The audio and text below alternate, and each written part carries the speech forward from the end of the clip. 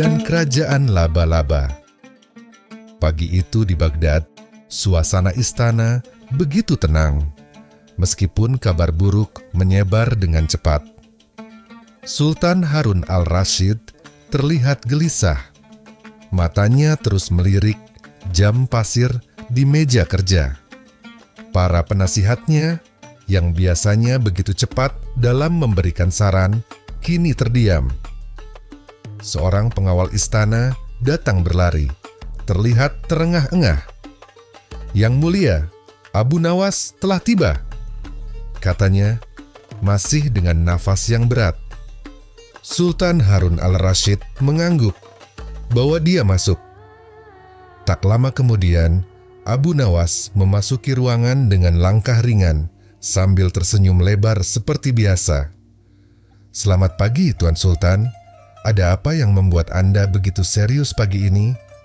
"Sepertinya ada masalah besar yang harus dipecahkan," katanya. Matanya berbinar dengan rasa ingin tahu. Sultan Harun al-Rasyid langsung memandang Abu Nawas dengan serius, dan dengan suara berat dia berkata, "Abu Nawas, ada masalah yang sangat aneh. Kerajaan laba-laba raksasa telah muncul di sekitar istana, dan mereka mulai membangun sarang mereka. Jaring-jaring mereka tidak hanya besar, tetapi juga sangat kuat. Bahkan beberapa penjaga istana kami terjebak di dalamnya. Aku tidak tahu apa yang harus dilakukan." Abu Nawas tertawa ringan, meskipun dia sadar betapa seriusnya masalah ini. "Laba-laba raksasa, itu cukup aneh, Tuan. Tapi tenang saja, saya akan mengurusnya." Sultan Harun al-Rasyid menatap Abu Nawas dengan bingung. "Bagaimana bisa kamu mengurusnya, Abu Nawas? Apa yang bisa kamu lakukan dengan laba-laba raksasa yang begitu besar?" Abu Nawas tersenyum dengan percaya diri. "Saya punya beberapa trik di dalam saku saya. Jangan khawatir, Tuan. Saya akan bicara dengan mereka, dan saya akan membuat mereka mendengarkan saya. Percayalah, ini akan selesai dengan damai." Dengan langkah pasti, Abu Nawas meninggalkan istana dan menuju hutan yang terletak tak jauh dari sana, tempat di mana para laba-laba itu diyakini bersembunyi. Sepanjang perjalanan, ia terus berpikir, merencanakan apa yang harus dilakukan. Laba-laba raksasa, pasti ada cara untuk mengalahkan mereka tanpa menumpahkan darah. Kita harus menggunakan kebijaksanaan, bukan kekerasan. Abu Nawas akhirnya tiba di hutan. Sesuatu yang sangat berbeda dari biasanya. Jaring laba-laba besar melintang di antara pohon-pohon, menyelimuti seluruh area. Bahkan ada jaring-jaring yang begitu kuat, sehingga Abu Nawas hampir terjebak di dalamnya. Dengan hati-hati, ia melangkah di antara jaring-jaring tersebut, memastikan tidak terperangkap. Tiba-tiba, sebuah suara besar dan menggema terdengar dari belakang. "Siapa itu?" Suara itu seperti berasal dari kedalaman tanah, sangat berat dan berwibawa. Abu Nawas menoleh dan melihat seekor laba-laba raksasa muncul dari balik semak. Tubuhnya sangat besar, dengan kaki-kaki yang panjang dan bergerak perlahan, menciptakan suara seperti angin yang menderu. "Saya Abu Nawas, utusan dari istana Sultan Harun al-Rasyid," kata Abu Nawas dengan tenang. "Saya datang untuk berbicara dengan raja atau ratu dari kerajaan laba-laba ini. Saya ingin menawarkan sebuah solusi damai." Laba-laba itu menatapnya dengan mata yang berkilauan, lalu berkata, "Kamu datang untuk berbicara dengan kami? Kami tidak berbicara dengan manusia kecil seperti dirimu. Mengapa kami harus mendengarkanmu?" Abu Nawas tersenyum, wajahnya penuh keyakinan. "Karena Tuan Laba-Laba. Saya tahu cara berbicara dengan makhluk besar seperti Anda. Dan saya tahu bahwa kita bisa menemukan jalan damai." Setelah beberapa saat berjalan, Abu Nawas dibawa oleh laba-laba raksasa itu menuju pusat kerajaan mereka yang berada di tengah hutan. Semakin dalam mereka masuk, semakin besar jaring-jaring laba-laba yang membentang, bahkan menutupi seluruh pohon dan batu besar. Pada akhirnya, mereka sampai di sebuah sarang raksasa yang terbuat dari benang-benang jaring laba-laba yang berkilau. Di dalam sarang tersebut, duduk seorang laba-laba yang sangat besar, lebih besar dari yang pernah dilihat Abu Nawas.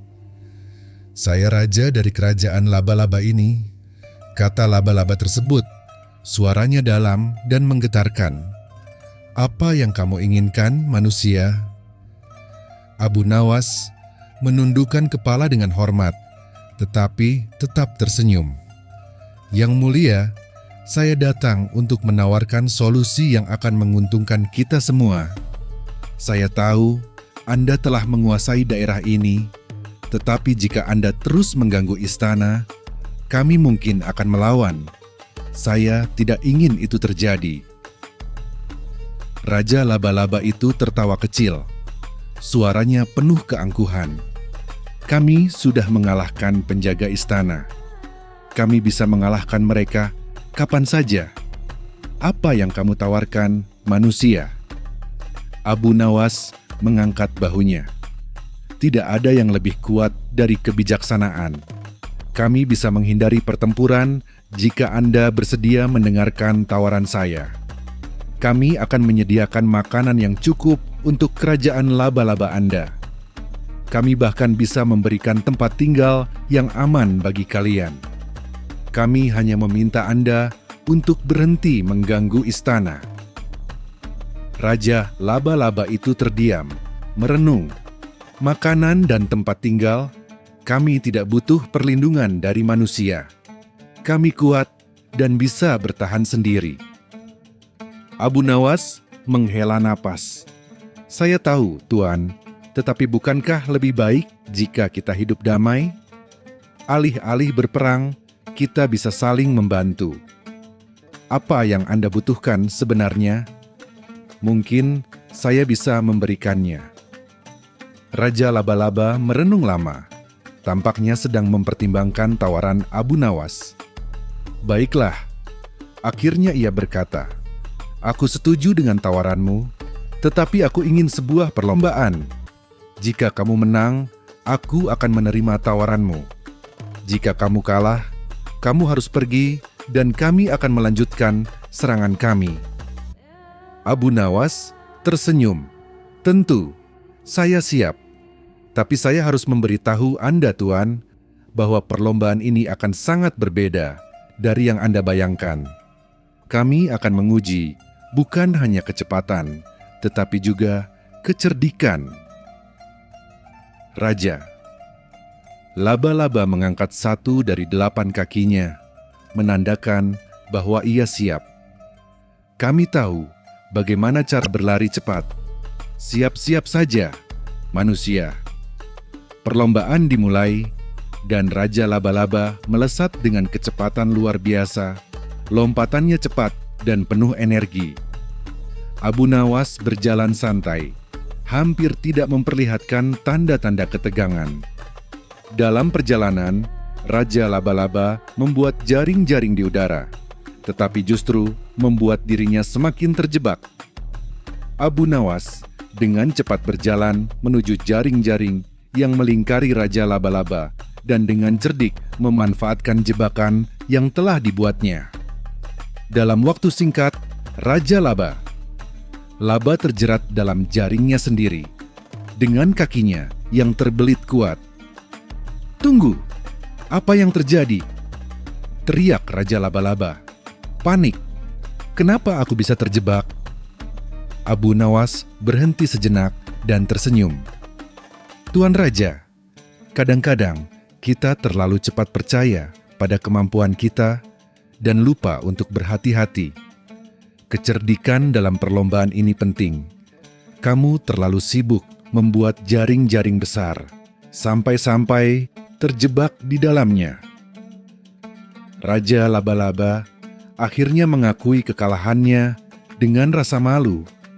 Namun, ia menyadari bahwa kecerdikan Abu Nawas memang telah memenangkan perlombaan. Abu Nawas kembali ke istana bersama Raja Laba-Laba, yang kini mengerti pentingnya kebijaksanaan. Sultan Harun al-Rasyid menyambut mereka dengan hangat. "Selamat datang, Raja Laba-Laba. Saya sangat senang masalah ini dapat diselesaikan dengan damai." Raja Laba-Laba mengangguk. "Kami akan menjaga jarak dari istana dan tidak akan mengganggu lagi. Kami menerima tawaran makanan dan perlindungan dari manusia." Abu Nawas tersenyum, kemudian berkata kepada Sultan, "Terkadang, Tuan, tidak ada yang lebih kuat selain kebijaksanaan dan sedikit humor. Kita bisa menghindari pertempuran jika kita tahu bagaimana berbicara dengan bijak." Sultan Harun al-Rasyid tertawa. "Benar sekali, Abu Nawas. Kamu selalu menemukan cara yang unik untuk menyelesaikan masalah." Sejak saat itu, kerajaan Laba-Laba dan istana hidup berdampingan dalam kedamaian. Dan Abu Nawas sekali lagi membuktikan bahwa kecerdikan dan kebijaksanaan selalu mengalahkan kekuatan dan keangkuhan.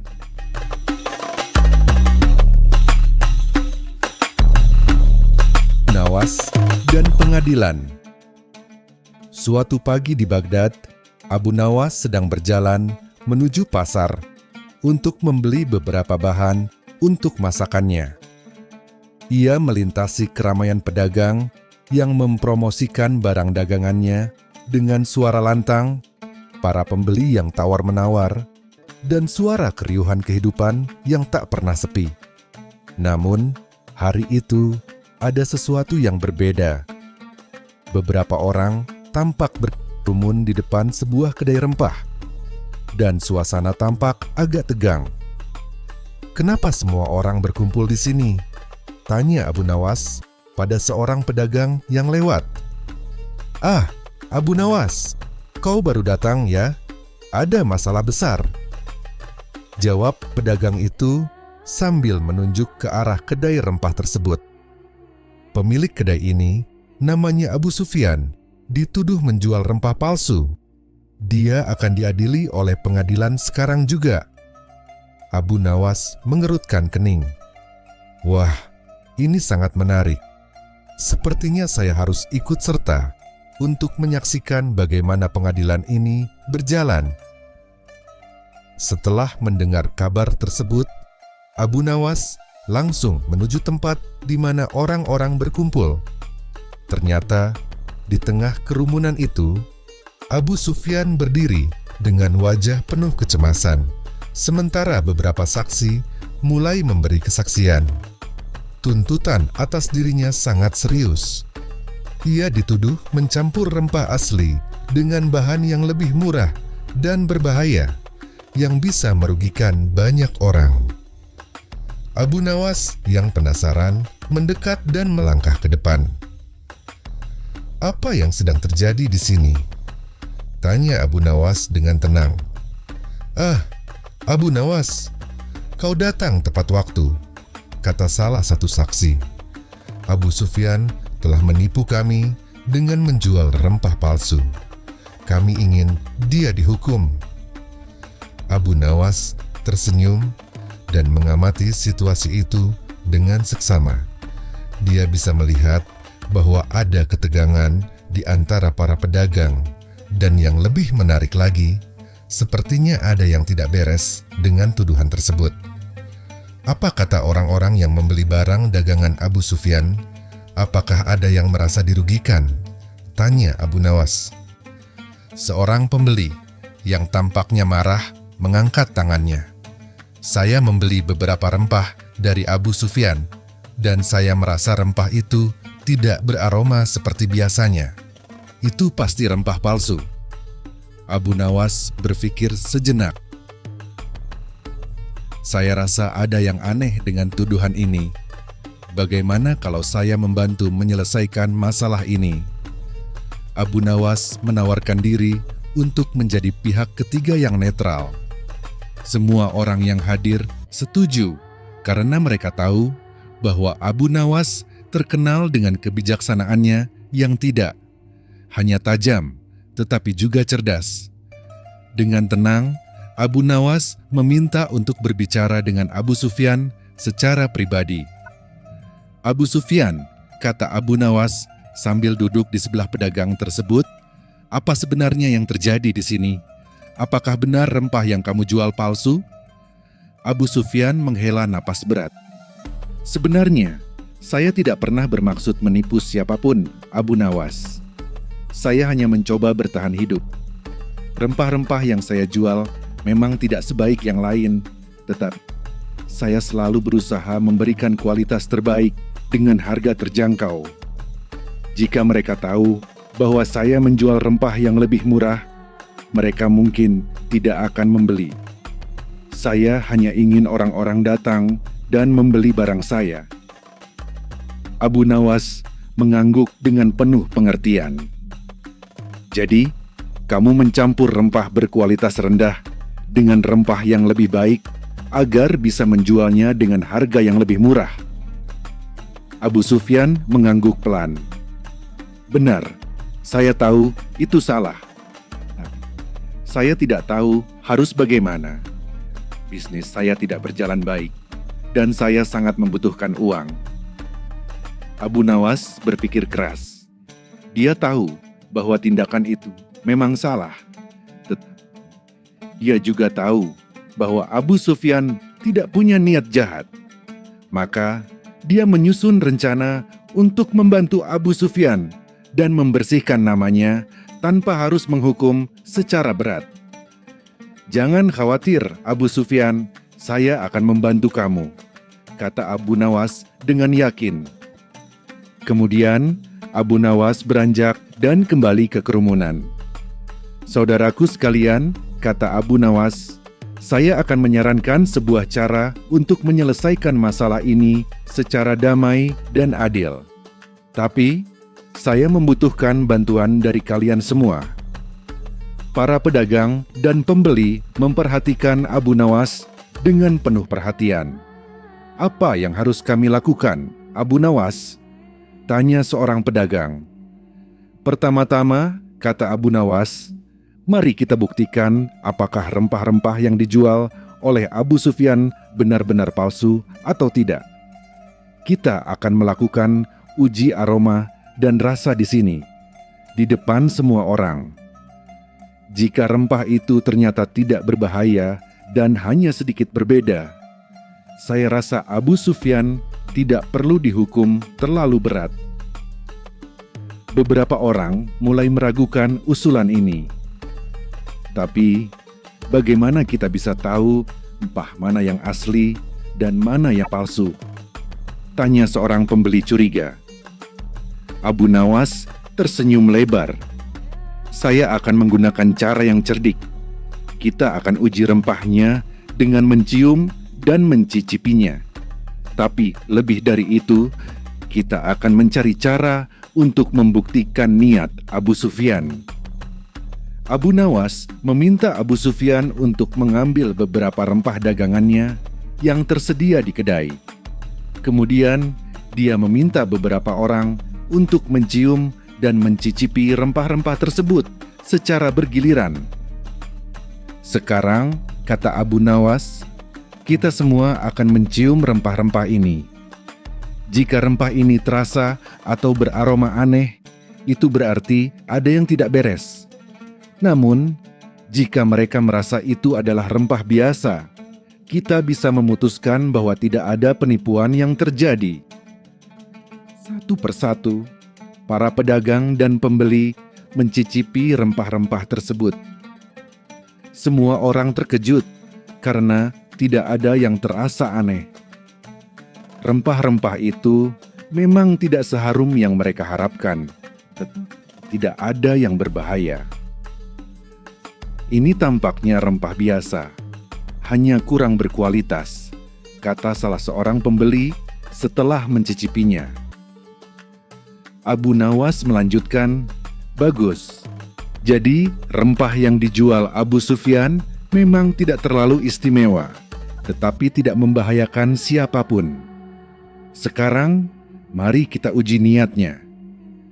Abu Nawas kemudian meminta Abu Sufyan untuk mengungkapkan secara jujur niatnya.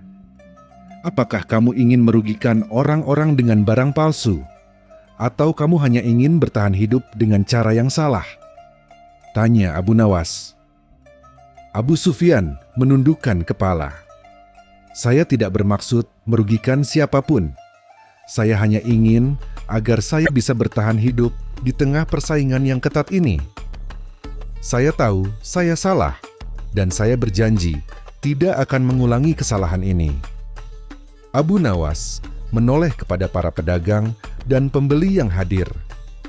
"Sekarang, setelah kita mengetahui bahwa tidak ada niat jahat dari Abu Sufyan, mari kita beri dia kesempatan untuk memperbaiki kesalahannya. Saya akan memaafkan dia, dan saya rasa kalian semua juga bisa memberi maaf. Tetapi dia harus memperbaiki kualitas dagangannya." Para pedagang dan pembeli saling bertukar pandang. Lalu mereka sepakat untuk memberikan kesempatan kedua kepada Abu Sufyan. Mereka memahami bahwa setiap orang bisa membuat kesalahan, dan yang terpenting adalah bagaimana mereka memperbaikinya. Sultan Harun al-Rashid, yang kebetulan hadir di pasar pada hari itu, mendengarkan dengan seksama seluruh proses ini.